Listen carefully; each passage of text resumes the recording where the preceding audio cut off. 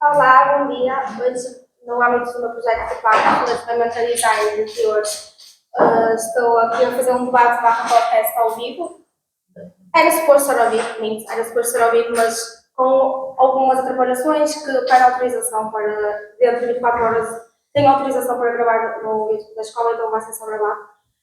Por isso, não há nada que, entre aspas, mude, porque o debate vai ser agora ao vivo para vocês, mas vai ser gravado, tudo direitinho. Vou começar por apresentar os meus participantes, os debatentes, formados em design.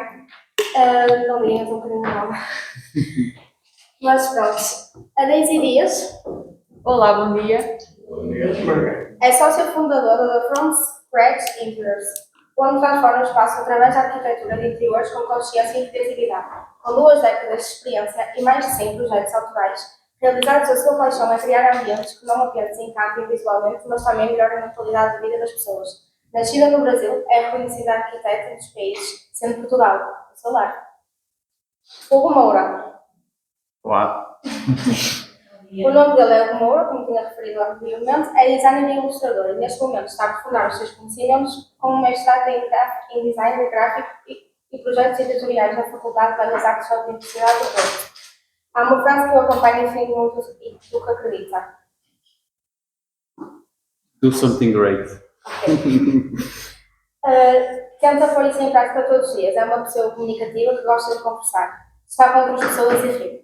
Essas características levam a procurar uma carreira que realmente o apaixonasse. O seu percurso nem sempre foi direito. A sua formação inicial é em comércio internacional, mas percebeu que o design era o seu verdadeiro caminho, então decidiu mudar. Terminou a licenciatura e foi atrás do seu sonho, entrar no mestrado de design. Na primeira tentativa não teve sucesso, mas não desistiu.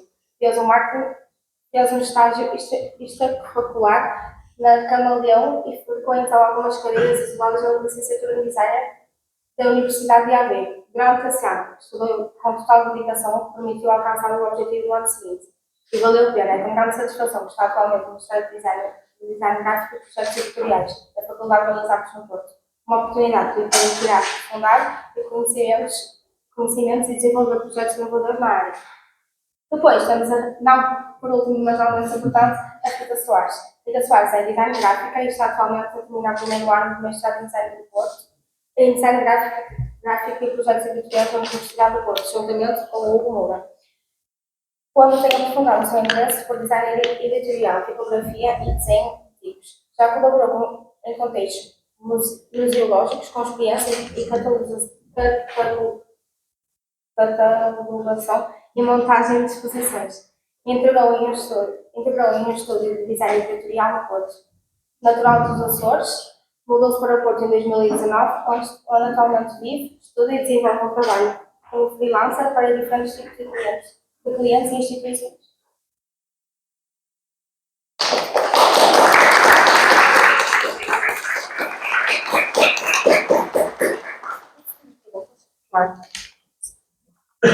Vamos dar o início ao nosso debate. Como é que isto vai funcionar? Eu vou ler as perguntas e, conforme o tema e as perguntas, nós vamos falar relativamente ao que enquadra realmente que responde às perguntas. Design que sentimos. Isto são tópicos que depois cada tópico tem uma pergunta fornecida a esse tópico. De que forma o design pode influenciar o comportamento e as emoções das pessoas nos espaços que frequentam? Ok. Estão-me a ouvir bem? Não precisa de microfone, está tudo certo? Eu, como designer de interiores, né, integrante aqui dessa mesa, pronto. Como é que o design pode influenciar a forma como nos sentimos? O projeto é sobre isso, né? O projeto de design de interiores é sobre como a pessoa, o usuário, vamos falar em não só o cliente, mas o usuário do espaço, podemos falar em ambientes comerciais como ambientes residenciais e aí depende muito bem da pessoa que vai usar esse espaço. Temos que pensar quando fazemos o projeto na forma como essa pessoa vai se sentir. E como é que vamos saber como essa pessoa vai se sentir, não é? Como é que ocorre essa influência? Através dos vários elementos, das várias decisões de projeto que nós vamos ter. Que é através da funcionalidade, né? Através da questão estética, através da questão do conforto. E dentro Pronto, dessas coisas que nós temos que observar. Existem várias decisões a nível de iluminação, a nível da cor, a nível de como vai ser o layout, que nós temos que prestar atenção, né, para saber como é que esse vestuário vai se sentir. É claro que influencia. Eu acho que, tipo, é um bocadinho, eu acho que as diferentes, falando um bocadinho, tipo, por exemplo, da nossa própria casa e assim, existem certos espaços que faz mais sentido de ser determinada cor ou determinado estilo do que outros. Por exemplo, eu numa cozinha gosto de um espaço branco, com muita iluminação, porque a gente está a comer, está a fazer isso. Mas, por exemplo, além do meu quarto onde eu durmo, eu tenho um outro quarto tipo estúdio, onde eu faço música e design e assim. E lá eu normalmente uso mais durante a noite assim, e quase sempre tenho em luzes amarelas e com muita menos luminosidade, porque normalmente é mais de noite, é mais ao final do dia e assim, e faz mais sentido a nível, tipo, pelo menos para mim, e acho que faz sentido para mais pessoas, tipo, estar assim num ambiente um bocadinho mais amarelo e mais... Dizem que é mais acolhedor as luzes amarelas. Eu acho que sim, eu Não acho são que é. tão fortes. Mas, por Não, exemplo, são mais quentes. sim, mas acho que, por exemplo, numa cozinha ou assim, que faz mais sentido as luzes brancas e mais fortes, porque é tipo. Não faz só sentido como sentido a nível de percepção das pessoas que estão falar, que preferem assim. Mas numa cozinha, por exemplo, assim como um ambiente de restaurante nas partes de trabalho e tal, essa iluminação branca neutra, as cores, elas são mais fiáveis mediante essa iluminação. O índice de reprodução de cores é melhor, é mais alto nessa iluminação. Então, para esses elementos, é fundamental a gente perceber que uma carne ela está da cor certa para não cozinhar uma carne estragada. Por isso que nessas zonas, além dessa questão, pode ter a ver um pouquinho também com isso, com a questão da limpeza, porque se enxerga melhor as coisas. Eu acho que sim, eu acho que é também. Nessas luzes. Entretanto, né, nós preferimos a questão do conforto ocular, né, de não ofuscar e tal. Então, nesses momentos de maior descanso, a gente prefere essa luz mais baixa, a luz mais quente também, nesse tom mais quente que nos ajuda a relaxar. É por isso que tende a preferir, nesses momentos, essa iluminação um pouquinho mais tênue, digamos assim. Também mais indireta, eu diria. A gente tem que cuidar dessa questão de ofuscar ou não, né, da iluminação.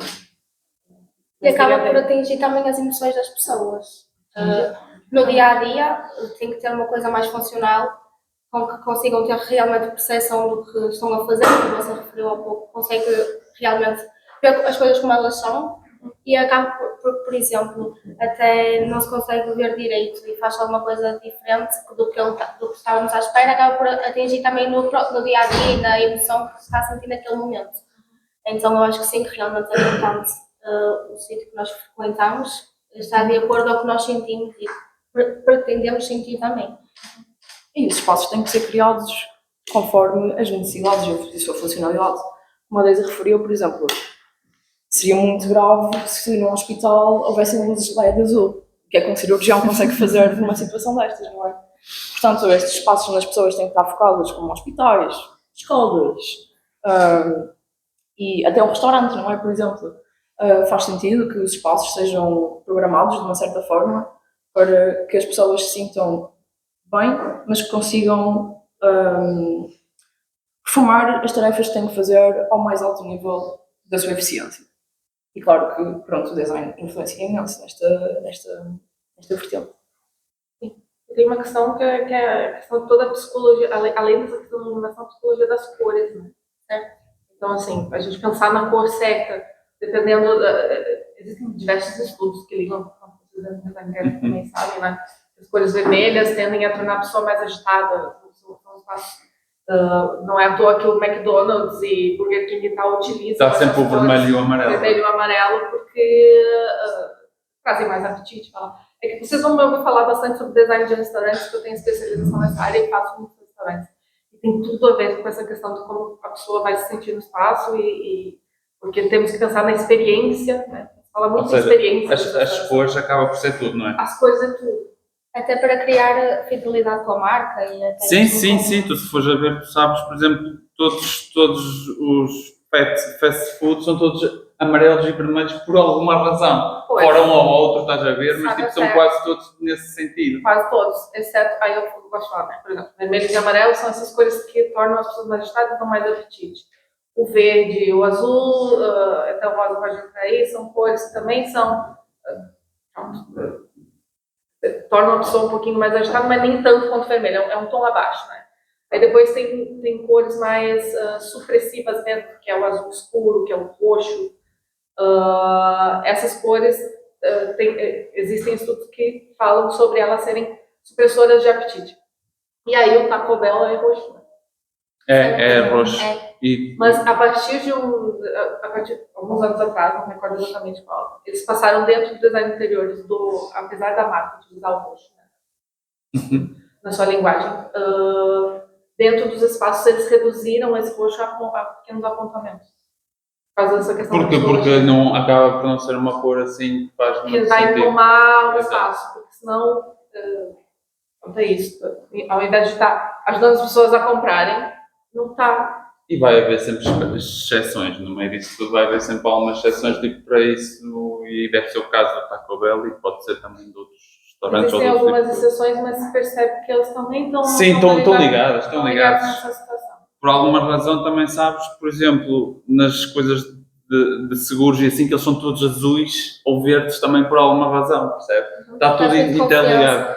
Está tudo interligado, acho eu. Exato. Podemos avançar para o próximo slide. Claro. Design com consciência. Até que ponto os designers devem ser responsáveis pelo impacto social e ambiental dos seus projetos? Querem falar? Eu acho essa parte fundamental, porque num século XXI, onde tipo, nós já conseguimos fazer tudo e mais alguma coisa, acho que a gente agora tem que, acima de tudo, fazer as coisas de uma maneira um bocadinho mais saudável e sustentável. Acho que é o... Porque imagina, o sustentável, entre aspas, já existe, mas eu sinto muito que é só à primeira vista. Quando são os verdadeiros, os mais importantes assim, eles não querem, entre aspas, saber. Descartam um pouco essa E eu acho que isso deveria ser o próximo passo. Eu não sei se isso alguma vez vai acontecer, eu acho que nós estamos condenados, na minha opinião. Mas eu acho mesmo que isso deveria ser o próximo passo, que é, ok, nós já sabemos como fazer, como é que vamos fazer agora isso? Entrar para todos, como é que, não sei qual é a melhor expressão para dizer isso, mas para sustentável seja tipo alguma coisa que seja para todos e não só para alguns. Nós compreendo o que queres dizer, desculpa. Nós compreendo o que queres dizer, mas acho que discordo, não estamos condenados. Sim, isso foi mais a brincar. Eu também acho que ainda estamos a tempo de como é que se diz? Estamos a tempo de salvar. É sempre salvar, sim, eu acho que sim. Eu acho que... E mesmo quando estamos tipo, a pensar que já não dá, vamos tentar na mesma porque nunca se sabe, não é? Tipo. E porque não temos escolha, porque no fundo estamos num planeta que tem recursos finitos. Ele não vai continuar a gerar da forma que gerou às gerações que estiveram cá antes de nós. Eu acho que o que temos que fazer agora, em todos os níveis de design, até porque o design está em todos os níveis da sociedade, é o que o Hugo disse, é caminhar para um futuro cada vez mais realmente sustentável e não apenas com a aparência de sustentável. Porque, certo, é muito bonito e parece, falando num nível que se calhar entendemos mais porque somos designers editoriais, é muito bonito escolher um papel reciclado para imprimir 200 manuais de 200 folhas cada um e fazer isso passar por uma escolha sustentável, quando na verdade se calhar esse papel reciclado exige muito mais esforço de máquinas, material, de uma central de reciclagem para criar esse papel, do que seria, por exemplo, usar um papel puro acabado de produzir. Não sabia disso, por acaso. O papel reciclado, tipo, muitas vezes acaba por não compensar. Sim, muitas vezes o papel reciclado, os materiais reciclados, pelo menos em termos de gráficas e de papel, não são as escolhas mais acertadas, muitas vezes, porque a energia utilizada para reciclar esse papel, às vezes o esforço que isso pede do nosso planeta em termos de recursos é muito superior a criar algo. O reciclar é mais... Sabes, por acaso, a nível de design assim, eu penso muito no dia-a-dia, mas no design, principalmente a nível de impressões e assim, eu, por exemplo, não penso assim tanto nisso, se calhar de uma maneira que devia mais pensar nisso, porque eu quando eu imprimi isto e não sei onde é que tipo, imprimi, percebes? Nem sequer pensei que eu podia ter isso, por exemplo, eu sei que é mais fácil ler aqui do que ler no telemóvel, é maior, para mim acaba por ser mais fácil e tudo. Mas a verdade é que eu podia ter isso hoje no telemóvel, que ia ter exatamente as mesmas coisas que isso, e não precisava estar a gastar papel, e mesmo assim usei. Isso tem tudo a ver com a questão de mudar nossos hábitos. Exatamente. A sustentabilidade vem com várias necessidades, e é um fato, mas as pessoas têm que começar a mudar alguns hábitos. Mas parte de nós, como profissionais, está a sugerir esses hábitos, além de observar esses próprios hábitos pessoais que a gente tem, aí, mas é de cada um, né? E se calhar as pessoas vão observar, afinal ele trouxe assim, porque, olha, vou fazer igual, também vou trazer no tablet, porque afinal é mais sustentável, seja lá. Mas o fato é que, como designer, para mim a responsabilidade é a colocar a opção para quem está a consumir o meu serviço, ok? Por exemplo, vamos falar a nível de design de interiores. Cheguei num espaço, vamos supor que eu tenho essa sala aqui para remodelar, ok? Para fazer o projeto de interiores disso aqui. Eu posso olhar de duas maneiras. Eu posso olhar isso aqui só como paredes em branco, ou eu posso olhar isso aqui como, ok, não, existem cadeiras, existem portadas, existem coisas que eu posso aproveitar, E manter. que eu vou manter, que eu não preciso estar jogar fora, ou mesmo ignorar, não preciso. Eu posso aproveitar e fazer um design completamente novo, diferente, mas com aquelas coisas. Senão, o que eu vou fazer com isso? É muito fácil a gente ignorar as coisas. A gente não sabe para onde o lixo está indo. Eu vou deixar o lixo aqui. Alguém vai pegar e alguém vai fazer o... A responsabilidade já não é minha. Não sabemos o que é a parte Okay? disso. A partir daqui, a responsabilidade não é minha, é de alguém. Alguém vai fazer. Alguém vai reciclar, não é minha. Não é. Eu que estou a tomar essa decisão. Eu que estou à frente desse projeto, dessa decisão. Que o projeto é um conjunto de decisões. Então, parte de mim, sim, está a colocar. Se o cliente vai fazer ou não, é outra coisa. Porque aí a gente vai para o outro lado. Por exemplo, não, Deise, mas eu realmente não quero aquelas bancadas. Não quero, não gosto, afinal é para isso que eu te contratei, para tirar as bancadas.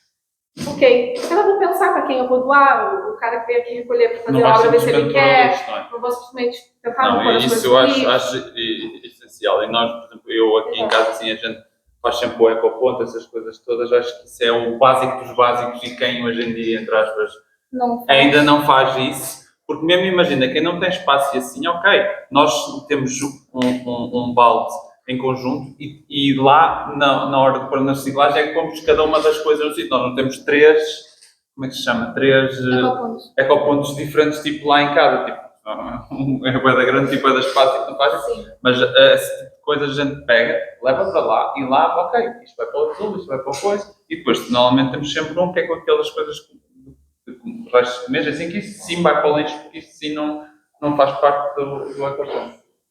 E a partir dali, a gente espera que alguém esteja a fazer a reciclagem e tal, para que o mundo funcione. Vamos assumir que sim, esteja ok. Mas eu tenho sim esse papel de estar a tomar decisões ou sugerir para o cliente, pelo menos, vamos utilizar uma tinta ecológica, ok? Certificada, que seja, também não sei. Fazer uma pesquisa um pouquinho mais a fundo sobre propor esse mobiliário aqui, porque esse tem de madeira certificada ou não. Só que aí, é isso que eu digo, depois a decisão acaba por ser do cliente, porque há um valor agregado. Muitas vezes eu não tenho opção ecológica para aquilo. Vou dizer, para espelho. Teve um ambiente que eu quis fazer todo o mais sustentável possível, eu fui procurar espelho para fazer. Não existe um lá na... A Guardian faz um espelho, mas que eu descobri que só está sendo fornecido no Brasil, aqui não. Então, não, tem opções que a gente não tem o que fazer. A gente precisa daquilo, não tem opção ecológica. Então, pronto, é mais ou menos por aí. A gente dá o nosso máximo dentro daquilo que existe disponibilidade para tentar fazer as coisas da melhor maneira. Acaba por ser um pouco também do que eu tenho que fazer lá embaixo, no sala de aula. Eu vou tentar reaproveitar ao máximo o mobiliário, vou mudar o layout das móveis para maior funcionalidade do espaço e maior aproveitamento para circular, porque ali é tudo muito uma junção. Tem a parte da refeição, porque muitos alunos fazem as refeições lá, estudo e até mesmo o convívio e lazer.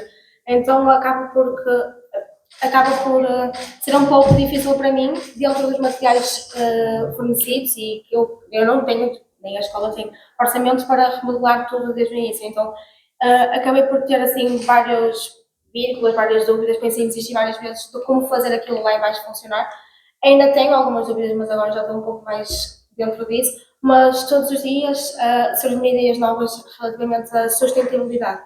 A tentar, às vezes, por exemplo, fazer móveis e fazer coisas com funcionalidade, mas recicláveis, porque principalmente para o ambiente que eu vou reformar lá em baixo, tem que, principalmente, nem é decoração, nem é principalmente funcionalidade, porque acaba por ser um número muito abrangente de pessoas que utilizam a sala e temos que fazer com que todos se sintam confortáveis e a não ser isso, a que realmente as coisas sejam funcionais. Não só, por exemplo, pôr um móvel só para decorar, mas, por exemplo, aquele móvel, guardar as capas dos alunos que andam por aí às vezes espalhados. Acaba por ser assim que eu estou a pensar em fazer as coisas, que eu estou a pensar em pôr móveis e talvez cacifes, mas acaba por me prender em certo modo como vou fazer aquilo de maneira sustentável, até para não gastar tanto dinheiro e não descartar o material que temos lá em baixo já disponível. E pronto, não, vai correr tudo bem. E, Vamos Não, mas esperar você que pensar sim. de uma ótima maneira. Pensar em móveis multifuncionais é uma maneira de pensar em sustentabilidade, porque eu não preciso de mandar fora para gastar tanto, pronto, acaba por economizar e a economia acaba por também ser uma questão de sustentabilidade, porque eu não estou a utilizar mais recursos para fazer duas coisas que eu coloco em uma só. certo. Então, o design multifuncional tem tudo a ver com isso. Pode pensar muito bem. Podemos avançar? Design que manipula. O design pode ser uma ferramenta de manipulação, onde está a linha entre influenciar e manipular. Ok. Eu já disse para eles que eu não gosto da palavra manipulação. Acho que tem um cara muito pejorativo manipular as pessoas. Mas sim, manipula. Acha? Acho que sim. Por quê? Principalmente, a gente, ao colocar a mesa desse jeito, me manipulou a sentar aqui, a cadeira aqui, me manipulou, entendeu? A casa, a não só influenciar, mas a me condicionar para essa questão. Certo. Né? Eu diria assim, influência é uma coisa mais soft e manipulação é não. Realmente quero que a pessoa faça aquilo. Quando eu faço design, principalmente quando a gente está a lidar com essa questão de funcionalidade, né? Acaba por ser algo manipulado, porque tem que ser. A gente está a pensar em como eu vou manipular a pessoa para ela fazer dessa maneira, para tornar a maneira mais fácil dela fazer isso, digamos assim.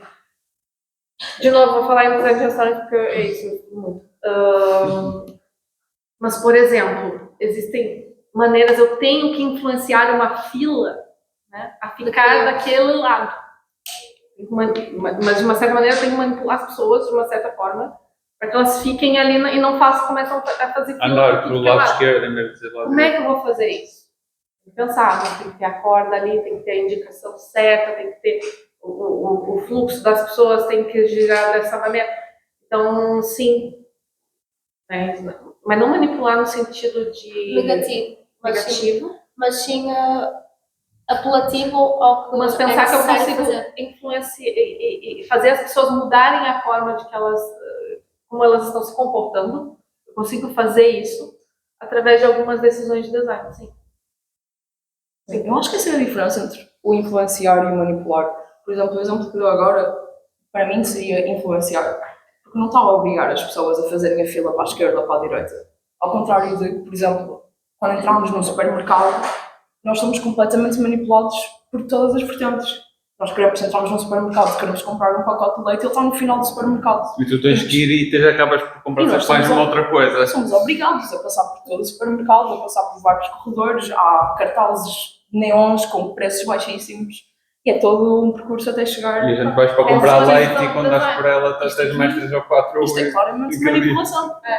Porque pronto, os designers que planearam este espaço e todas as outras pessoas envolvidas na criação deste espaço claramente têm um objetivo de, ok, as pessoas têm que demorar o maior tempo possível a percorrer este espaço, têm que ser abordados pelo maior nível de produtos possível, porque o objetivo é que eles comprem o maior número de coisas possível. E a verdade é que isso dá certo. Isso dá certo, efetivamente. Muitas vezes eu vou para comprar X alimento e acabo por comprar 3 ou 4, tipo, por alguma razão, tipo, isso acontece, tipo, para quem, entre aspas, diz mas eu vou lá e só vais fazer... Não, tu pensas que só vais fazer isso e quando dás por ela estás a comprar mais 2 ou 3 coisas. E eu sinto que é muito assim. E a gente tenta, tipo, deixa-me só acabar, desculpa. A gente tenta, tipo, ok, não manipular e tipo, ok, só vou comprar aquilo, só vais comprar aquilo, mas eventualmente vais acabar por comprar mais uma coisa ou outra, digo eu. Seja para cenas de alimentos, seja para o tipo, seja para restaurantes. Cá, eu vou aqui e vou comer só esta carne e não vou gastar mais nada e quando dás por ela já estás a ver mais uma comida ou mais alguma coisa. Porque a gente é influenciado, porque aparece ali e depois vês para o outro lado e já tens ali outra coisa. É difícil. Depois é difícil a gente não ser influenciado por essas coisas, digo eu. Acho que não é nada fácil. Mas lá sei. Por outro lado também eu penso, mas não penso entre aspas tipo, demasiado sobre isso. Tipo, tento influenciar quando quero comprar uma coisa, vou comprar as coisas e venho-me embora. Mas eu passo, às vezes se quiser mais uma coisa ou outra também não digo que não vou porque vou acabar por comprar. Tipo, acho que toda a gente tem que haver acima de tudo. Acho que uma das coisas mais importantes que a gente vai falar aqui hoje, que é muito importante, é equilíbrio. Nós não podemos passar para uma coisa completamente radical porque o que é que vai acontecer? Daqui a 1 ano ou 2 já ninguém quer saber fazer isso outra vez as coisas. O sustentável aqui nas perguntas que a gente falou antes e no que a gente vai falar aqui hoje é tipo é ser sustentável, tipo, que dê para ser, entre aspas, para sempre. Os novos edifícios, as novas escolas e assim, que tenha de facto novas coisas para novos ambientes, mas que seja para todos os dias. Para não seja uma coisa que seja para durante 1 ano ou 2 e depois já está a ser muito difícil, vamos voltar a pôr o lixo sem ser no ecoponto ou uma coisa já percebe. Acho que tem que ser coisas com consciência. Obrigado. Para que podemos, tipo, usufruir, entre aspas, para sempre. Sim. Não falamos sobre isso na questão da sustentabilidade, mas sim na parte da durabilidade das coisas. Sim. Quanto mais a gente consumir, melhor. Por exemplo, eu estive a falar com a diretora de cada escola sobre o projeto que eu vou fazer sobre a remodelação e essas coisas. E ela deu uma ideia de utilizar pneus. Os pneus, de certa, por exemplo, o ciclo de vida do pneu é muito curto. Então, dar nova utilidade a um pneu, por exemplo, para fazer puffs, sofás e etc., acaba por dar mais durabilidade ao ciclo de vida do produto e de maneira sustentável e funcional. Acaba por ser, vai-se dar utilidade e acaba por ser uma coisa que... E não estás a gastar dinheiro. Certo. Ou estás a gastar menos dinheiro, podes ter que comprar umas coisas, mas tipo a base, que é o pneu já ali está pago, tipo, não precisas estar a fazer outra vez. Certo. Eu acho que é espetacular. E com criatividade eu acho que a sustentabilidade não é só dizer eu vou reciclar isto, acaba por ter um processo todo à volta disso, porque nós temos que pensar, eu até posso dizer assim, eu quero reciclar esta garrafa para fazer, por exemplo, um jarro, mas tem que ver realmente o que é apelativo e funcional para aquilo se tornar realidade. Porque a criatividade aqui é por isso que aquela questão toda depois que a gente vai falar sobre AI calma não entra, porque é muito da criatividade. O que eu vou fazer com isso? Gente que faz casas com garrafa PET, entende? Então tem que pensar muito fora da caixa, porque para dar vida útil às coisas que já existem, já que elas foram feitas, estão aí. Né? O que eu posso fazer? Posso fazer um sofá, posso fazer uma mesa, posso fazer uma divisória de pneu, qualquer coisa, a criatividade vai dizer. Sim. E tá bem em pensar isso, a gente pode olhar para tudo e pensar o que eu vou fazer com isso. Certo. E acaba por ser uma coisa muito mais abrangente do que às vezes as pessoas dizem assim, é que uma garrafa acaba por se tornar uma casa, nunca passa na nossa cabeça, porque a criatividade vai mesmo muito além do que a primeira impressão, a primeira tentativa. De uma coisa, lembras-te de outra, depois vais-te lembrar de outra e vamos ver realmente o que é funcional para adaptar ao material que estamos a utilizar. Claro. Design das redes sociais, ameaça à oportunidade. Com a popularização do Pinterest e TikTok, o design está ao alcance de todos. Eu, por exemplo, vou ser sincera, às vezes vou muito ao Pinterest para me inspirar e reproduzir em casa, mesmo no meu quarto, ou casa de banho e coisas funcionais para otimizar espaço. Isso ajuda ou banaliza a profissão? Luana, posso só falar daquela questão? Luana, sabe onde que eu ia com a tua idade? Olha só, já tô falando assim, que nem eu ia nas minhas pilhas de revista buscar as coisas. Entendeu? A gente não tem mais pilha. Eu acho que só mudou a forma da onde as pessoas estão a buscar referências. Mas eu tinha revistas populares, tinha, sabe, jornais e tal, pilhas e pilhas. Eu tenho revistas Não tem, de não. design mesmo também. Não E tenho tinha muitas Pinterest, não tinha TikTok, não tinha essas coisas.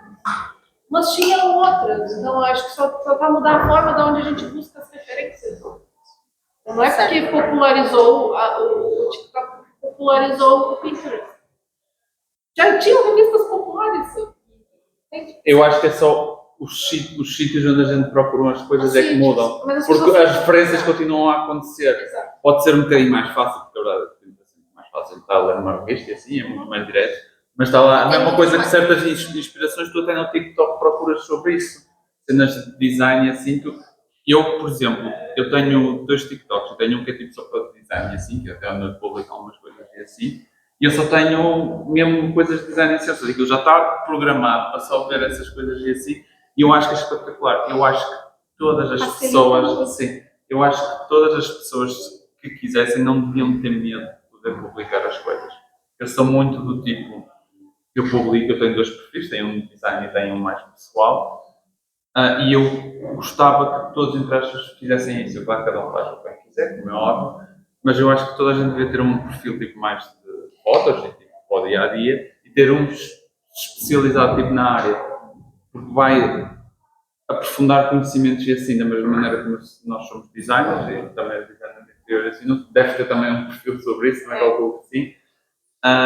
Eu acho que todos deviam ter essa oportunidade e infelizmente em vários sítios se calhar não é possível, não sei, penso eu que não. Pronto, porque se todos estivermos a ajudar sobre isso, estás a ver, vai haver mais bons trabalhos. Até porque e depois entra aquela coisa também que é, conforme os designs vão aparecendo, os trabalhos vão começar aos poucos a ficar melhor, porque ninguém vai começar a fazer, seja design, seja outro tipo de projeto, e não vai fazer o primeiro post e vai dizer, está espetacular. Até pode ser que seja, mas o mais certo é que não seja. E então acho que se toda a gente começar a publicar e toda a gente começar a evoluir, só vai aparecer ali melhores referências e melhores publicações para isso, digo eu. E acaba por ser também desafiador. Sim. Tentar sempre superar e ver outras E acho inspirações. que as pessoas não deviam ter medo de fazer essas publicações, especialmente as publicações das coisas que elas gostam pessoais, tipo fora das publicações tipo de fotos, percebes? De pessoas. Acho que me vou colocar do outro lado desta questão e dizer que Outra vez. é que, pronto, o surgimento destas aplicações criou uma espécie de democratização ao acesso.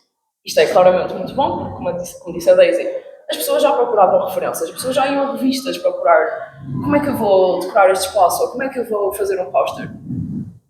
A diferença é que, quando isto estava a acontecer, quando nós íamos aos livros ou a revistas ou tudo mais procurar estas referências, o que acontecia é que, pronto, o que nós víamos era um conteúdo curado, era um conteúdo tratado, passou pelo editor, por um revisor, por uma série, por uma data de pessoas, até chegar a nós um conteúdo refinado, um conteúdo preparado. Enquanto que eu abro o Pinterest, eu vejo qualquer coisa, porque qualquer pessoa também pode postar o que quiser agora, como eu estava a dizer. Sim, Eu acho que faz sentido, mas tem que haver ali às vezes um bocadinho de traço. Exato. Se calhar. Eu acho muito bom, pronto, que toda a gente partilhe, e é assim que nós crescemos e conseguimos evoluir, mas, por outro lado, também provoca a situação em que eu abro o Pinterest e no meio de 200 publicações, se calhar 10 têm verdadeiramente valor, mas eu tive que consumir Eu outras acho que aí entra um bocado tipo procurar outros, se queres realmente encontrar sítios com boas referências, deve haver possivelmente, porque eu também tenho alguns guardados, outros sites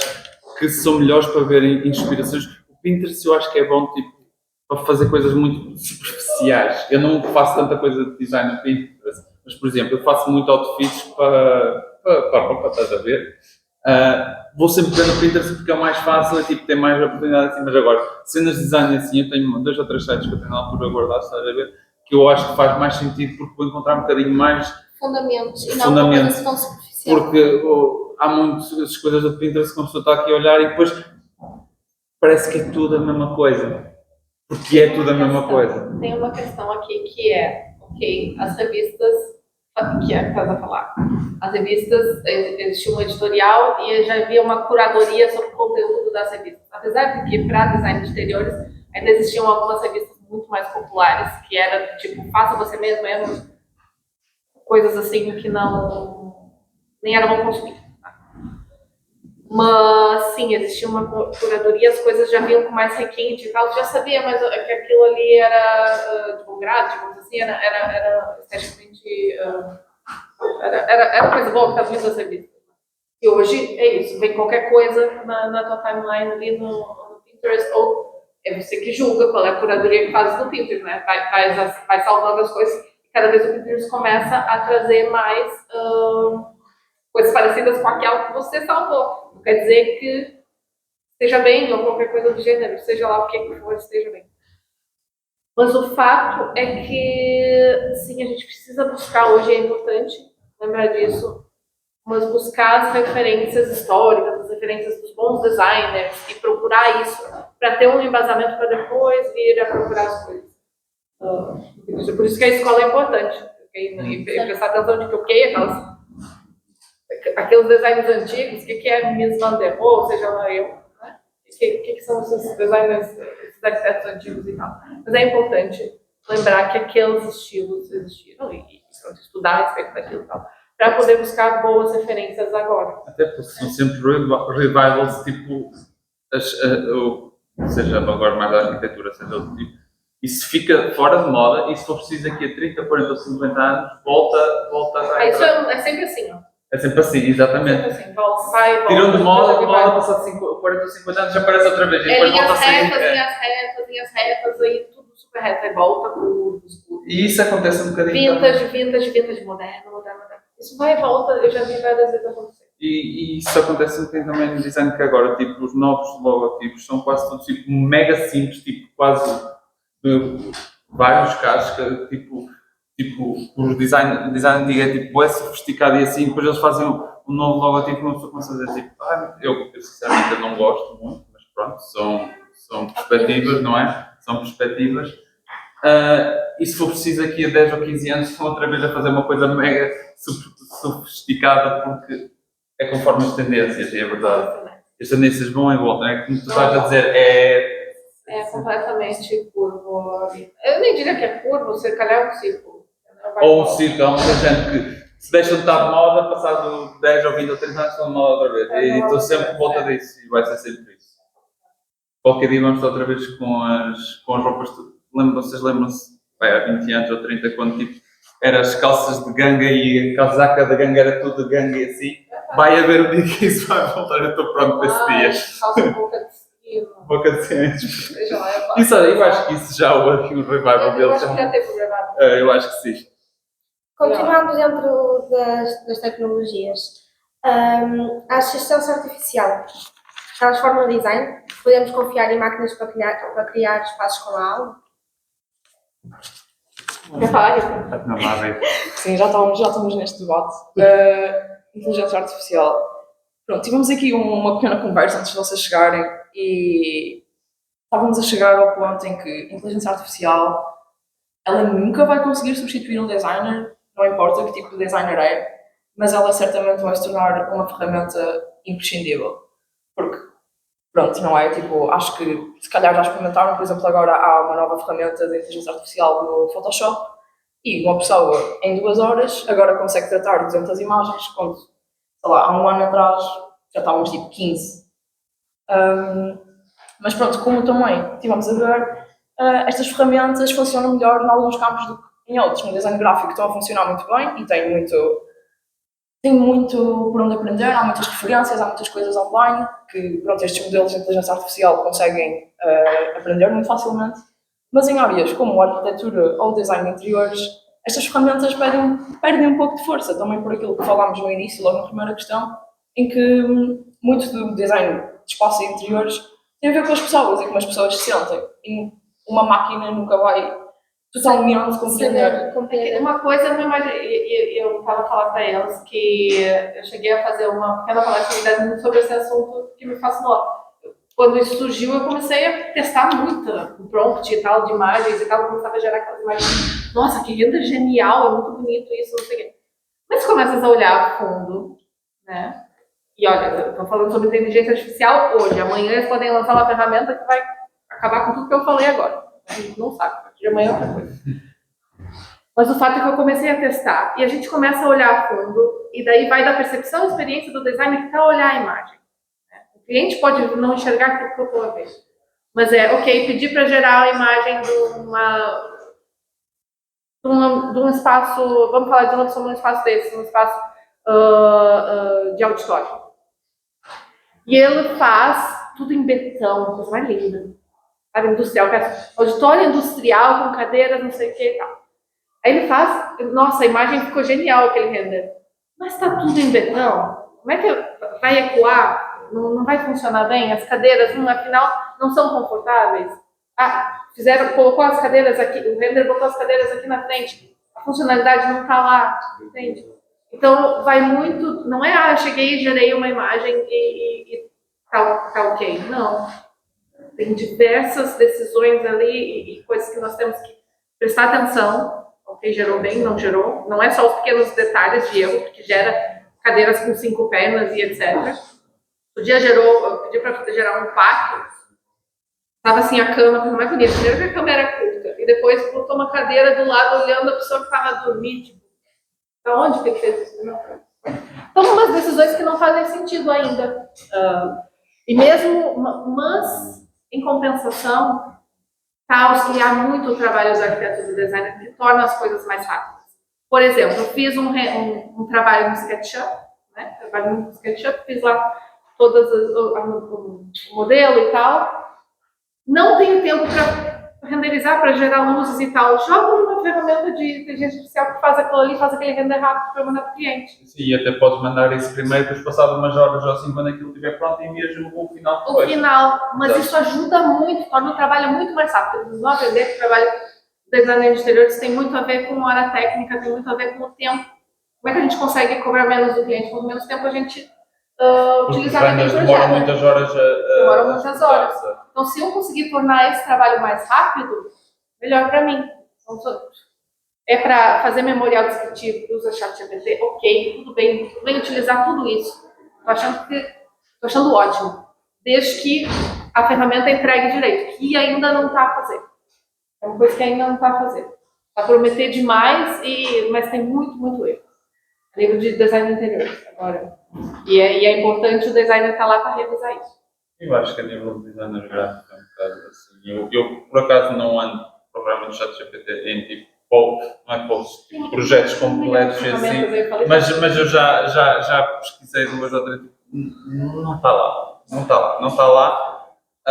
Se algum dia chegar, não sei como é que vai ser, até lá, eu estou a dizer, para pequenas coisas, acho que a coisa do ChatGPT é mais fundamental, e eu comecei a usar tipo vou ser sincero, há cerca de um ano foi quando eu usei, comecei a usar mais. Eu já tinha experimentado, mas foi quando comecei a usar mais. E, hoje em dia, não sei, quais são as sugestões do GPT?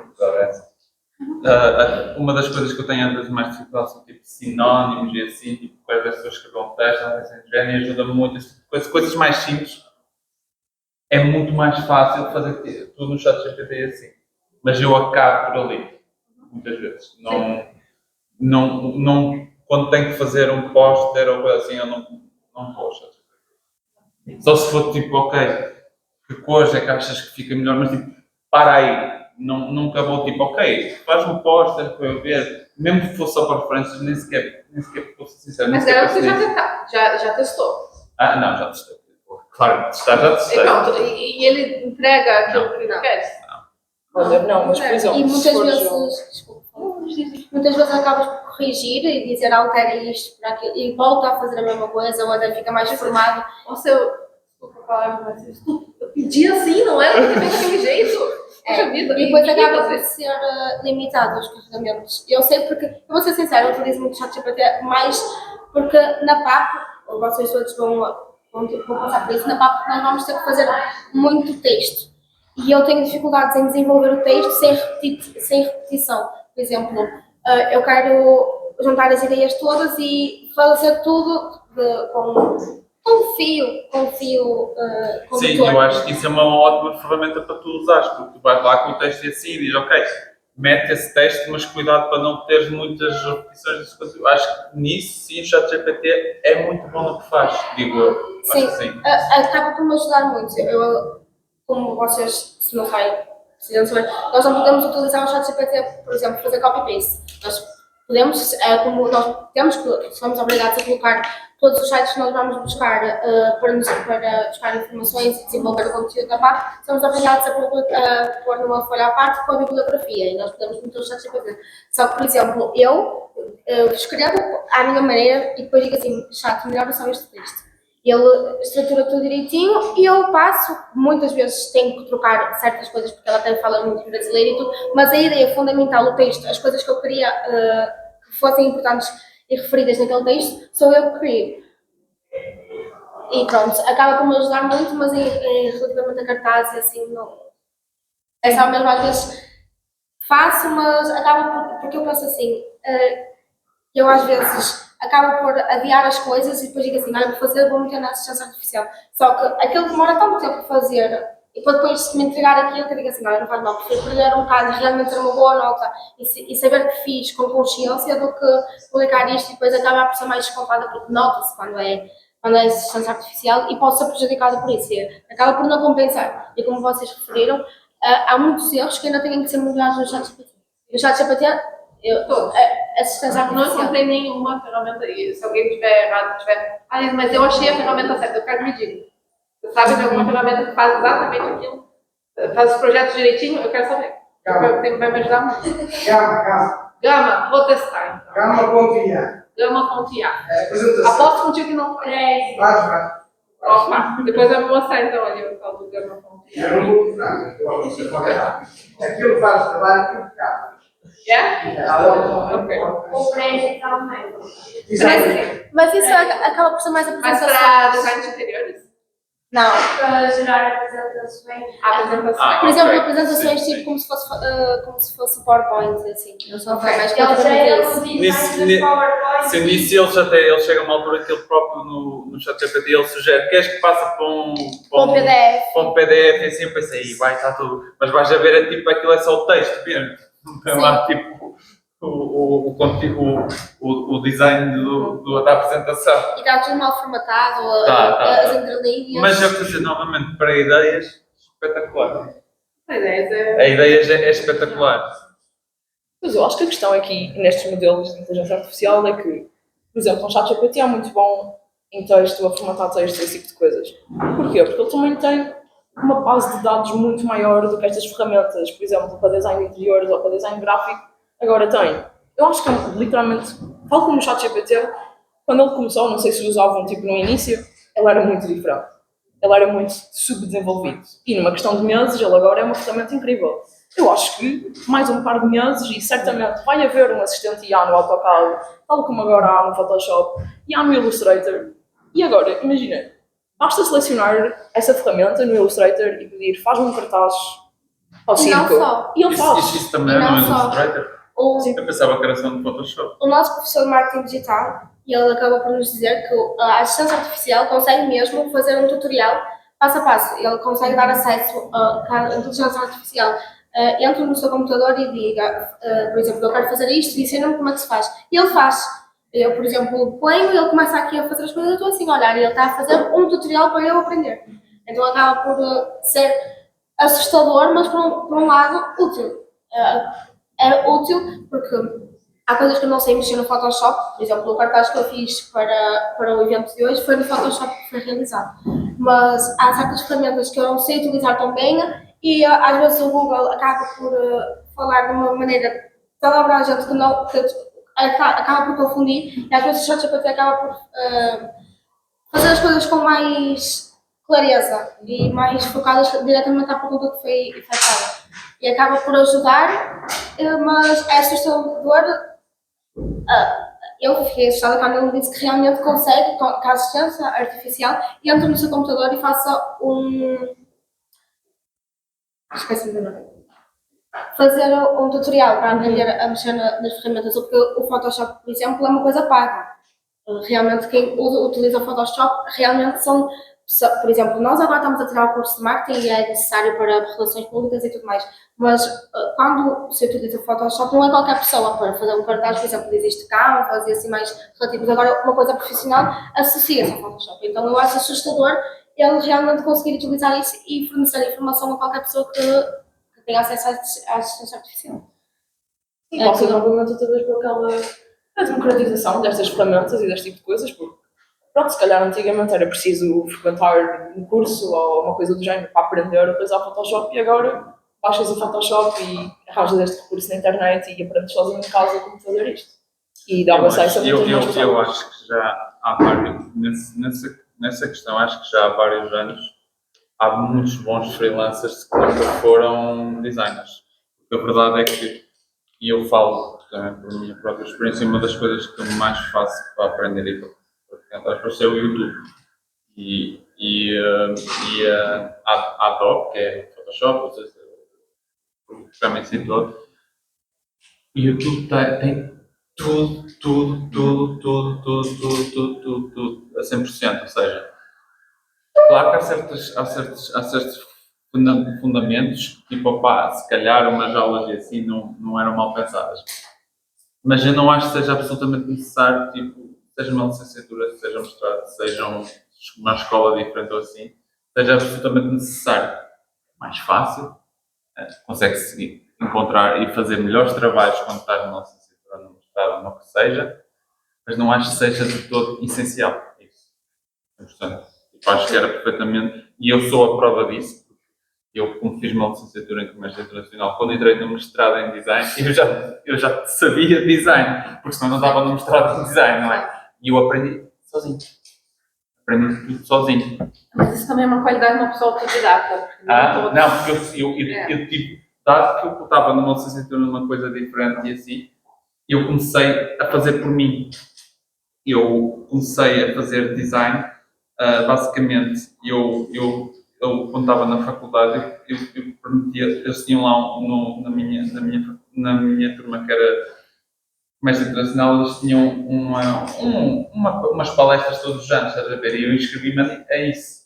Na altura comecei a fazer uns posts e foi muito por aí. Porque eu fora disso, pá, eu às vezes publicava uma coisa ou outra, mas tipo, não era nada tipo assim, não. Eu nunca pensei que foi muito sem querer. Mas é muito a necessidade daquilo, foi te colocar no desafio e tal. Precisas aprender a respeito daquilo ali. Sim. Tens essa curiosidade.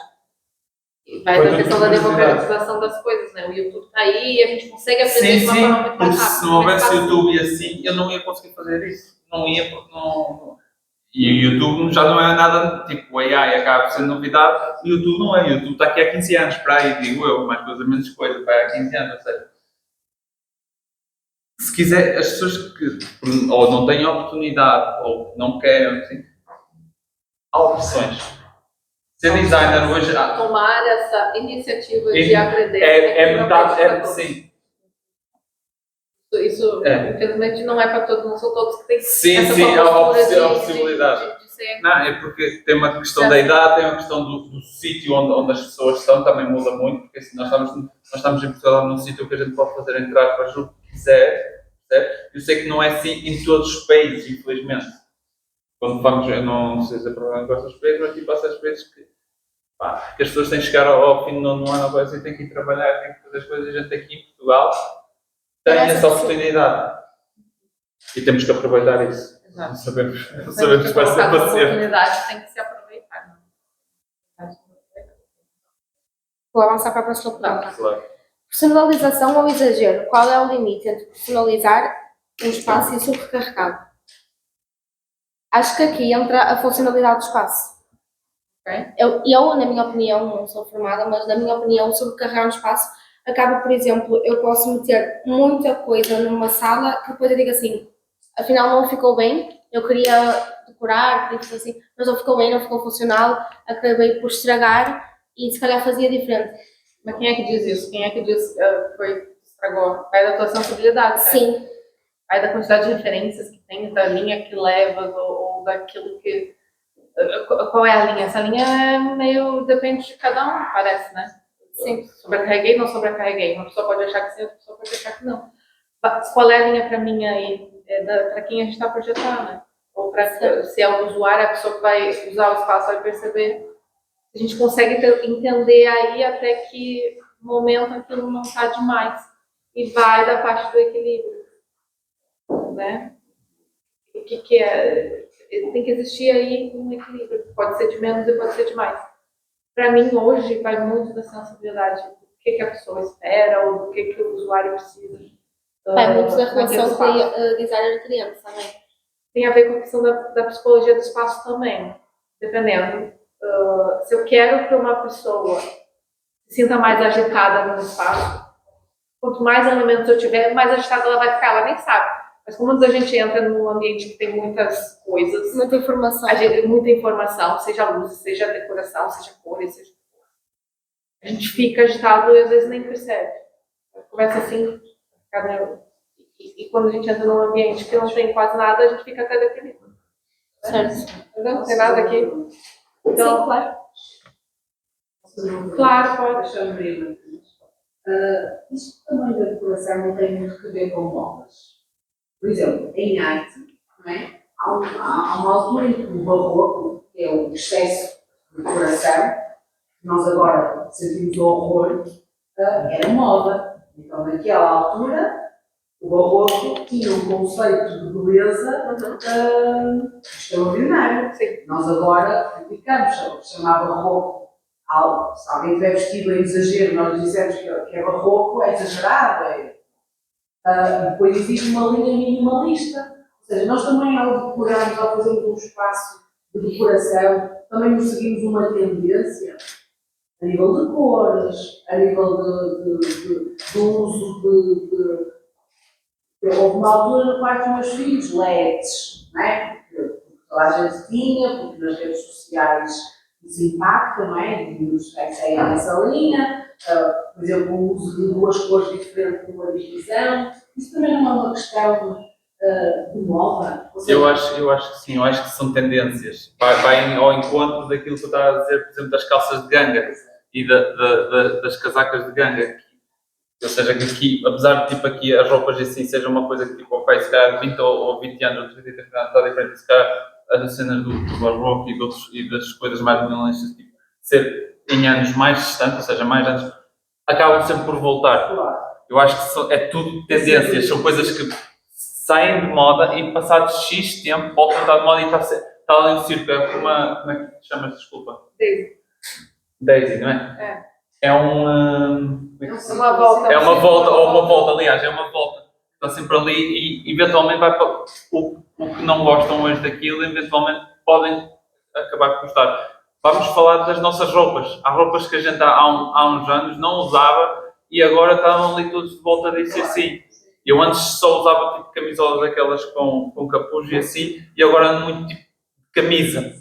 Hoje não estou tipo de camisa mesmo tipo mais formal, porque assim está muito calor, mas por normalmente tipo camisa e assim, tipo, pá, acho que são tendências. E acho que também a idade de cada uma das pessoas também muda muito isso. É por isso que eu falei, que tem a ver com aquilo que a pessoa espera do espaço, que o usuário espera do espaço. Tem muito a ver com tendência, porque as pessoas estão ligadas em tendências e as tendências estão aí nas referências e etc. É porque muitas vezes uma pessoa vai chegar e vai contratar um projeto e já vai falar daquilo que ela pretende. Muitas vezes tem a ver com isso. Eu quero uma linha minimalista, eu quero um quarto minimalista. Eu gosto muito de vintage, ou não sei o quê. E depois acaba por mostrar referências e acaba por também acaba por confundir às vezes o design. E, por exemplo, vocês não sentem que às vezes para quem contrata um serviço de decoração, depois às vezes as expectativas são muito altas, depois o dinheiro é gasto, limitado, não é? sim. E depois isso às vezes é difícil de atingir uma expectativa que era uau, e depois quando apresentam o vosso a nossa proposta, a pessoa não consegue concretizar porque o valor ultrapassa. Eu lido com isso o tempo todo. O tempo todo. Mas eu lido com isso como? Primeiro, a gente tem que tentar perceber com o cliente o budget dele, né? Indireto ou indiretamente, porque ele consegue perceber mais ou menos. Se eu conseguir perguntar diretamente, eu tenho lá um questionário com qual o budget dessa obra. Eu já sei que algumas decisões de projetos, quais decisões tomar aqui para que a obra não estipule ou não, que fique dentro daquilo que ele espera. Depois, a gente faz aquilo que o cliente espera, o melhor que a gente pode dentro daquilo, ou vocês também tem que ter essa sensibilidade de perceber até onde a gente pode ir. E fazer o uau para o cliente daquela maneira. Agora, quando chegar uma fase de execução, a gente tem que ter alternativas para abaixar aquele valor. Imagina, fiz um ambiente todo em madeira, só que eu imaginei madeira mesmo, né? Afinal, cliente, aqui ó, a gente pode usar o MDF, né? Que tal, vai e tentar chegar naquilo que o cliente esteticamente vai ficar muito parecido, vai ficar igual, não é a mesma coisa, Mas fica metade do preço. mas fica metade do preço, a gente ficou feliz. Okay? Então a gente tem que sempre saber que sim, isso pode acontecer, que a gente lida com isso o tempo todo. O tempo todo. Mas por isso, eu acho que isso é uma coisa, por exemplo, agora decorar um jardim, né? Um espaço com piscina e o exterior. Tem-se uma ideia, não é muito caro, são umas cadeirinhas de plástico, são umas coisas. Depois quando aparecem os orçamentos, o que é isto? Não é? Todos se assustam. Uma coisa. É uma coisa. Tudo vai sempre. Pode até estar ali, afinal está acima do que abaixo do que eu pensava, mas vai dizer que está caro. Está sempre caro. Isso é negociado. Obrigado. A fronteira entre inspiração e cópia. Até que ponto é saudável inspirar-nos? Como distinguir referência de plágio? É aquilo que nós estávamos a falar um pouco anteriormente no Pinterest e TikTok, porque, como vocês referiram há bocado, às vezes, quanto mais pesquisarmos uma coisa no Pinterest, mais vezes vai aparecer. E às vezes acaba por ser basicamente tudo igual, muda só a cor, muda só o ambiente, mas acaba sempre por ser a mesma coisa. Porque, por exemplo, eu até posso reproduzir uma coisa, mas que não fui eu, acaba por ser mais ou menos plágio. Digo eu, na minha percepção. Mas Para mim, plágio é uma cópia exata. Agora, eu tomar aquilo ali como uma referência, eu gostei desse puxador, eu plágio do puxador, porque eu gostei do puxador do Pinterest. Eu não estou pegando diversas, são colagens, e a nossa criatividade é proveniente de colagens mentais que a gente tem. E o Pinterest está lá para ajudar, e eu pego uma coisa aqui, vou montando, não sei o quê. Tem coisas que são novas, que serviram para juntar aquelas colagens, tem coisas que são colagens. Para mim, plágio é uma cópia exata. E eu acho que as referências, tipo, acho que faz muito sentido, porque a verdade é que tipo, está entre aspas tudo inventado, percebes? E é só procurar novas referências, misturar as referências e encontrar Novas maneiras daquilo funcionar. Porque é o que eu estou a dizer, para mim é isso que faz um bocado sentido. Está tudo entre aspas inventado. Tipo, pode haver sempre novas inovações, especialmente falando um bocadinho tipo, da arquitetura, assim, há sempre novos materiais, assim, mas não há um todos os dias. Há, de vez em quando aparecem, mas é tipo, são modas que acontecem, estás a ver que ali de repente estes fazem mais sentido, e acho que é um bocado por aí que essas coisas acontecem, e acho que no design também é um bocadinho isso. Desculpa, mais uma vez. Sem Isso problema. também não tem a ver com a nossa experiência. Ou seja, em princípio, eu tenho mais experiência, não sei se eu não peço. O meu, Hugo, sim. Tenho muita mais experiência que o Hugo. Claro que sim. Não é? Pronto. As experiências que eu tenho, que eu vivi, os países que eu fui, os sítios que eu visitei, ou seja, não tem que ser efetivamente de uma rede social. Não é? Não tem que ser o YouTube, não é? Ou seja, as experiências, a casa dos meus pais, dos meus avós, o que eu gostava lá, o que eu não gostava. Também são grandes inspirações, O que claro que sim. eu leio, o que eu vejo, isso também não faz parte para alguém que está na área de design. Isso não é super, hiper, mega importante, não é uma cópia. Eu fui visitar o quarto do rei Luís XIV e vi isto é o que eu não quero. Sim, não é? sim. Por exemplo. São dessas coisas, Desculpa, eu me meti na conversa de vocês dois. Não, sem problema nenhum, sem problema nenhum. Mas isso tem a ver com a forma como a gente acaba construir a nosso repertório. Okay? Não vem só de cópias, e é muito importante essa questão de viagens e tal. E eu vou dizer, eu sou brasileira, nasci no Brasil, vim pra cá, posteriormente, né, pra morar. Mas eu trabalhei um bom tempo no Brasil, tem muita influência do design interior de lá e da própria cultura. Seja do sul, que eu era do sul, como pro Nordeste e tal, que eu viajei para diversas vezes. Isso tá muito, e muitas vezes eu acabo por colocar toques de cor, coisas ali e tal, que vieram todo esse repertório dessa minha experiência. E quanto mais a gente tem, mais criativo a gente fica. Então é muito importante. Quanto mais informação a gente tiver na cabeça, melhor. E é isso que eu também gostava que os alunos que estão aqui percebessem isso, que o ChatGPT, o YouTube, o que seja, são fontes de inspiração. Uau, não vou dizer que não. Mas o ver, o sentir, o cheirar, o saborear, depois fazem com que. Mas eu falar de uma coisa muito importante agora, ver, o sentir, o saborear, não sei o quê. Quando a gente falou sobre o sentir, sobre como sentimos, eu esqueci de falar nessa questão. Mas quando a gente pensa em design de interiores, a gente não pode só pensar, e eu sei que design gráfico está aqui, mas a gente não pode pensar só em um sentido, que é a visão.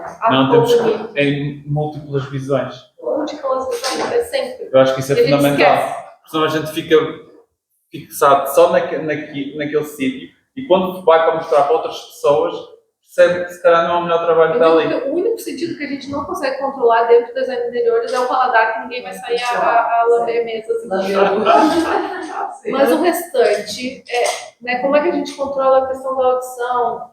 A iluminação tem a ver com conforto, né? Estou sentindo frio, não estou, toquei numa mesa. Eu acho que isso é fundamental. É fundamental. E também vem das experiências que temos e da experiência que queremos ter no espaço que estamos a adquirir ou que estamos a. Eu acho que isso nunca deve ser esquecido. Mas acho que às vezes é mesmo a mesma coisa que um arquiteto, a diferença entre um arquiteto e um engenheiro. E às vezes acho que no design gráfico, no design de interiores, também têm perspectivas diferentes, não é? Parece. Diferentes das coisas e às vezes. Parece que há Tem isso em toda vez de ser um complemento, às vezes acho que não. Desculpem falar. Não, mas acho que fez um ótimo ponto, porque parte muito por aí. Uma pessoa que só visitou, por exemplo, um arquiteto que só visitou uma basílica, mais facilmente plagia uma basílica do que um arquiteto que entrou em 70 e tem 70 referências e tem um mapa mental inteiro de coisas que, pronto, tira uma daqui, tira outra daqui, outra de baixo, blá blá blá. Se só foi a um lugar, só tem uma referência. A resposta Vai saber à partida daí. vai ser plágio. Daí, tipo, referências nunca é, entre aspas, demais. Referências é mega importante. É menos. Tipo, sim, é o que eu estou a dizer. Às vezes a gente tem, tipo, quando temos de fazer, tipo, às vezes aquelas coisas mais assim, tipo, posts, assim, que eu não gosto muito de fazer coisas, para be honest. Eu faço e tento fazer mais rápido e assim, e se calhar às vezes devia ter parado mais um bocadinho para ter mais algumas referências, que depois até era mais fácil de encontrar o que eu realmente gostava, e depois não tinha que andar tanto tempo de volta do Photoshop, ou não sei de volta disso, porque eu já ia saber o que é que queria fazer, tinha que simplesmente fazer e demorava só meia hora a fazer isso. Por isso eu acho que sim, referências é uma coisa espetacular, procurar sítios diferentes, não estar só no computador também, procurar outras coisas que eu contra mim falo muitas vezes, não é? e contra vocês dois também, possivelmente, não é? Que a gente passa muito tempo no computador, eu passo à vontade 5, 6 horas por computador por dia, muito mais até, muito mais. Porque a gente está na faculdade, está com o computador, está em casa, está no computador, tipo, a minha vida é aquilo. Mas a gente de vez em quando devia mais vezes sair cá fora e pensar um bocadinho sobre essas coisas. Claro que isso para design de interiores já faz um bocadinho mais sentido por causa faz muito mais sentido do que propriamente designers gráficos, porque é tudo mais em volta do papel e da impressão, estás a ver? Mas faz muito sentido. De uma maneira que se calhar, desculpa só para acabar, que eu se calhar antes de cá vir pensava nisso, mas não fiz abrir um bocado os olhos. Que há muitas coisas além do computador e além do papel. Eu ia dizer, é um investimento estar fazendo isso, essa questão de viagens, de visitar outros espaços e tal. Só que teve uma altura na minha vida que eu comecei a pensar, quero fazer restaurantes, quero entrar para a doutoria, até fui para Milão estudar e tal, tudo. E eu comecei a pensar, mas como é que eu vou começar a projetar esses lugares se eu não vou em hotéis bonitos, se eu não vou em restaurantes chiques, se eu não vou... Tens que estar lá também para ver. Claro, então eu passei aí, ok, gasto mais no jantar, gasto mais numa diária de hotel, meu marido fica assim, quem vai gastar isso no hotel? Mas eu faço isso, que é para ir visitar e ver esses espaços. Faz parte da diferenciados, experiência, não é? para poder projetar depois, senão eu vou só ver a foto daquilo que eu vou querer projetar igual. Não é a mesma coisa. Não é a mesma coisa. O que estamos aqui a fazer hoje? Vocês são pessoas diferentes, com pensamentos diferentes, com experiências diferentes.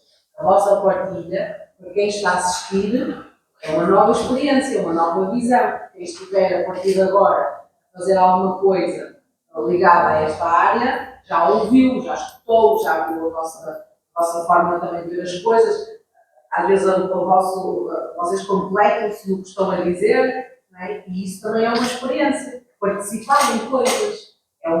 Eu acho Sim, que... seja para nós, seja para vocês também. Tipo, eu acho que muito ou pouco toda a gente vai aprender alguma coisa sobre isso. E eu já aprendi muito. É isso, eu acho que por isso é que a Luana falou, certamente, que nós somos uma escola profissional, isto para nós estou a falar na visão dos alunos, mas também das pessoas e da direção, é extremamente importante vocês estarem aqui, porque é isso que nós também pretendemos, que é que os alunos entrem de uma maneira e saiam de outra completamente diferente, muitas vezes através disto que a Luana está a fazer. É a experiência que os colegas também estão a fazer, da partilha de conhecimento. Se nós falarmos sobre temas, certeza que há alguma coisa que vai ficar ali assim, deixa-me pesquisar isto, não é? Essa noção dos hotéis, eu adoro. Já sei que se vou para o Eurostar, já conheço aquela linha. Se vou para o NH, já conheço aquela linha. Mas isso é interessante, não é? Nós vemos, pronto. Acho como um investimento, ok, eu vou gastar 200 euros numa diária, mas eu vou conhecer uma coisa aqui diferente que eu vou conseguir, né? Eu estive outro dia num almoço de marketing, só para dizer uma coisa, em que estavam várias quintas do Douro. Várias pessoas que eram CEOs de quintas do Douro. E quem nos estava a servir era um grupo de alunos de uma escola profissional. E no final, o CEO da Six Sense disse que convidava os alunos, não todos de uma vez, mas convidava os alunos a irem almoçar, que é uma fase mais, almoçar ao Six Sense. É um dos hotéis mais caros que existe no Douro. E a explicação dele foi que os miúdos nem sequer perceberam o que é que a explicação dele foi que eles serviram muito bem, mas podem servir melhor se estiverem No outro lado. se estiverem sentados a serem servidos. Estamos a falar de uma refeição no Six Sense por pessoa, que deve custar 360 a 480 euros. Estamos a falar nisto. Os miúdos não sabem isso, mas vão estar sentados num sítio e vão perceber. Ou seja, por muito que o professor lhe diga, olha, serves por este lado, a quantidade de vinho é só este, eles vão ver alguém a trabalhar e a fazer. Eu acho que isto que vocês estão a fazer, essa partilha, tem a ver com isto também, com o Olha, me lembrou de uma dica que eu tenho. Quando ainda não conseguia ir lá pagar os hotéis e tal para ir. O que eu fazia muito para ir conhecer os espaços? Eu entrava nos hotéis só para ir no bar tomar um drink. Entrava no hotel, Em vez de fazer o jantar.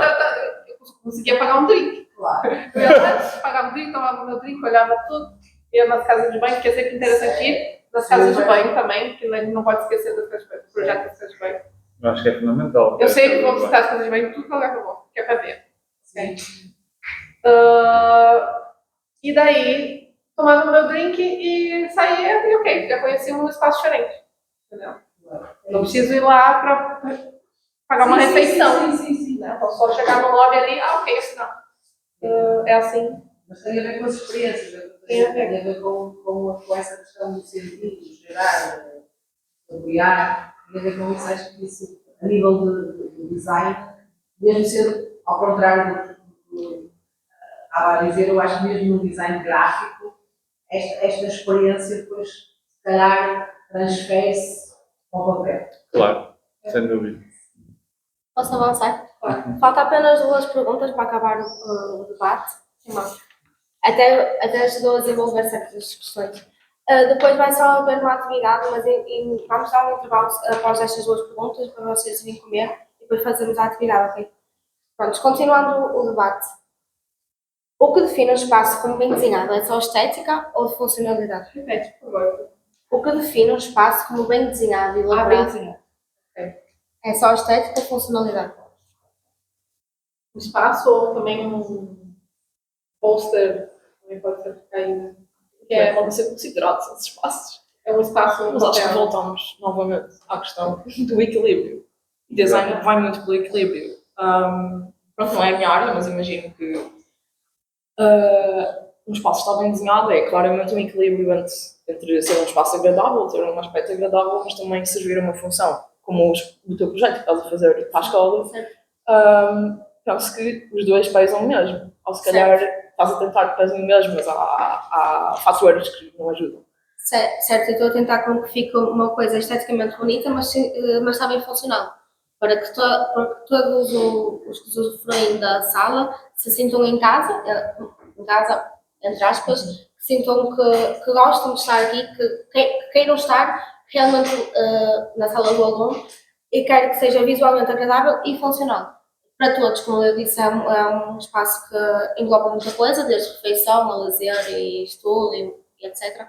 E eu quero que toda a gente ali se sinta confortável e que as coisas funcionem como devem ser. Como eu referi há bocado, tenho, por exemplo, o móvel debaixo dos micro-ondas está vazio e eu quero dar utilidade àquilo para guardar as capas que está, por exemplo, numa mesa ali, tudo ao monte, entende? Então acaba por, eu quero fazer com que seja tudo útil, funcional e esteticamente bonito. Para que também olhem para aquilo e não digam assim, olha, já está, é só para por ali, não.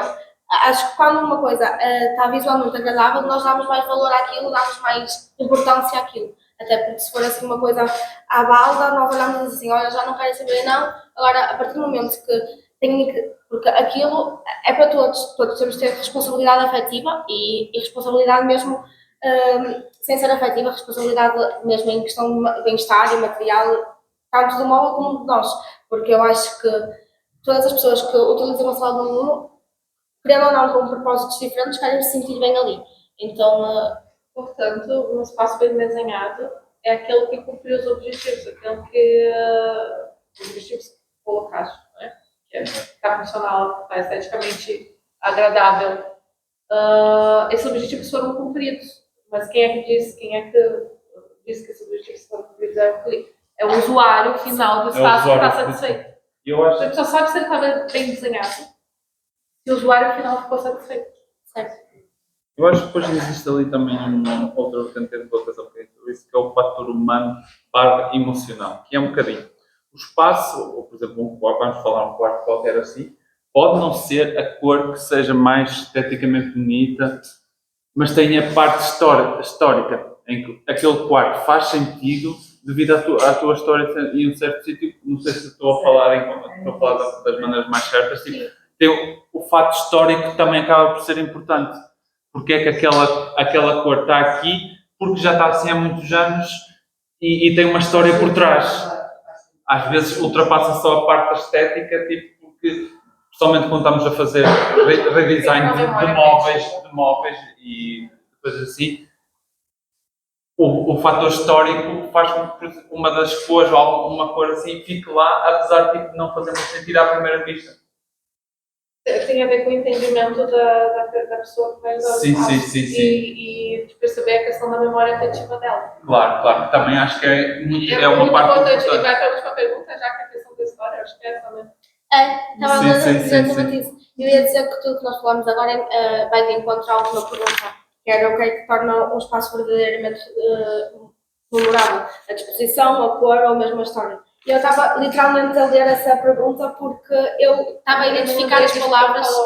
Vocês estavam a falar e estava a identificar que tinha uma pergunta relacionada a isso. Então, acabámos por responder às duas em uma só. Mas é muito importante para um espaço ser memorável ele contar a história, porque é a história que fica na nossa cabeça. Certo. Se não for gravado na minha cabeça de alguma maneira, eu vou pensar numa história para contar, então se não for gravado, e a história é isso, porque busca uma memória afetiva, porque busca uma relação com a pessoa. É isso que faz gravar na nossa memória pelo espaço, senão vai passar em branco. Certo? Então, sim, é muito importante a gente criar um enredo por trás daquele design que a gente está fazendo. E que a pessoa experiencie o espaço através de uma coisa. E também lembrar da questão da memória afetiva das pessoas. Então, vou falar de um projeto que eu estou fazendo na Foz agora, que é uma confeitaria. E essa confeitaria, ela é muito tradicional, estava fechada há muitos anos, mas ela é muito tradicional ali. E essa história me foi passada de que as pessoas vêm aqui para comprar o croissant, as pessoas vêm aqui. Isso tem que, né? Tem que ser a base. Tem que ser a base e tal. Mas era para renovar completamente o espaço. Mas é a identidade visual, não? Há coisas que fica realmente, como você disse, o coração. Se já não tivesse aquilo, se calhar as pessoas já não tinham a mesma percepção do espaço. Não tinha. Então, eu não posso esquecer disso ao projetar o espaço. Tem que tomar decisões ali que vão reavivar a memória dessas pessoas que já são clientes de lá há muitos anos. Eu não quero clientes novos para ali. Eu quero que as pessoas que já utilizavam aquele espaço vejam que, ok, igual, foi renovado. Mas que sintam que estão voltando de novo àquela confeitaria que eu vou ia buscar o croissant ou qualquer coisa do gênero. Entende? Então, claro que é muito importante a gente lembrar disso quando está fazendo E se calhar é extremamente interessante para o projeto humano, não é? Porque ela vai fazer um espaço que já existe há 35 anos. Exato. Por isso, Lembrar o que as pessoas faziam ali ou. Não devem ser esquecidos. Não, Claro. É que acaba por ser. eu gosto muito de saber da história dos lugares. Sim, eu acho que acaba por ser a base até. É. Onde eles começam é sempre pela base de tudo. E a partir daí é que começam a procurar novos. Então é a história. A história. A história. Em design de restaurantes eu adoro ter uma história para contar, senão parece que não há experiência. Claro. Aqui todo mundo conhece o lado B, das francesinhas lá, as Manuela. Então, o projeto foi muito bem. Muito bem. Foi a francesinha. A francesinha. Eu fiz o projeto de remodelação desse espaço. Eu fiz o projeto no início do ano passado, da remodelação, lá do lado B. E esse é um espaço que tem muita história, muitos anos abertos e tal. Ele foi criado em cima de uma história que tem a ver com uma loja de discos do dono. Okay? Por isso lado B, lado do disco. Só que para ele aquele espaço estava a contar a história da música e eu, para mim, aquele espaço não contava isso. Estava lá os sinais, mas não contava. Ou não... Faltava mais, faltava essência daquela história. E pronto, foi um desafio enorme, porque ele comprou a loja de trás, que é na outra rua, na Santo Ildefonso, e daí eu tinha que ligar as duas lojas, uma num... A nível de desafio de layout, aquilo foi completamente maluco. Mas a nível de design de interiores, eu tinha que levar as pessoas para a tal da loja em cima do outro lado. Então, ali, eu contei uma história de que existem 6 linhas de LED, que na verdade são as cordas da guitarra, que levam as pessoas até o fundo. Essas linhas, além de chamar a atenção da rua, porque o LED ajuda nisso, Captar a atenção. captar a atenção. Então, aquelas 6 linhas guiam a pessoa para a sala de cima e terminam lá do outro lado. Fora que aí também tem uma questão decorativa, que eu deixei mais expostos os vinis que ele tinha e tal, para contar melhor essa história da música lá dentro. E, ao meu ver, pelas pessoas que eu converso, isso ficou mais perceptível depois dessa remodelação, porque eu não pude também alterar grandes coisas no nível de cores e tal, porque ela, de novo, o dono do espaço aqui passou por cima da questão do usuário e ele tem uma memória, um afeto muito grande para aquele castanho, com vermelho, não sei o que, e não pude alterar as cores. Não acha que as cores são muito escuras para o seu restaurante? Um pouco, mas eu não eu tive que trabalhar com aquilo. E às vezes a gente colocar desafios que não dão, pode... Porque a história é o mais importante. E o mais importante é... Mas realmente ficou como estava, por exemplo, metade a parede castanha e a outra Não mudou muito a sala da frente. A sala de trás mudou. Ela está muito mais, eu diria assim, apelativa. Tem a nível de design interior, tipo, tem mosaico, tem os diversos objetos que eu tive que catalogar. Ele compra muita coisa de antiquário. Ele tem uma terceira loja só com coisa de antiquário. Tá? Daquelas que compra toda semana, chega a caixa de coisa. Eu tive que catalogar tudo aquilo e organizar na estante que tem lá, que daí também fizemos uma estante para catalogar, eu adoro os objetos. Então, foi um espaço para fazer uma memória a essa questão toda dos objetos de antiquário que ela tem em estima.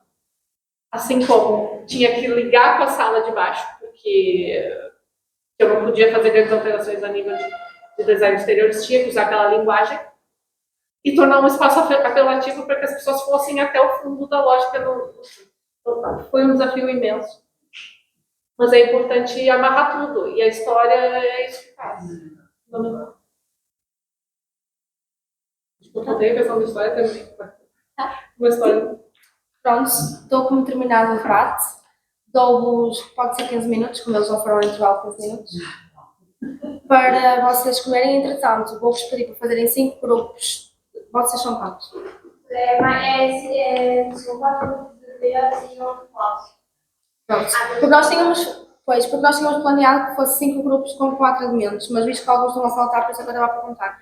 Para depois, vou sortear um tema e vocês vão decorar como se fossem azulejos falsos. Eu não ia trazer azulejos porque depois as mesas de robótica são caras, acredito que sim, e não ia estar a sujar, então trouxe marcadores e assim vocês dividem-se, têm um tema e vão decorar o azulejo, ok? Pode ser? Pronto. Obrigada. Vocês quiserem tomar um café,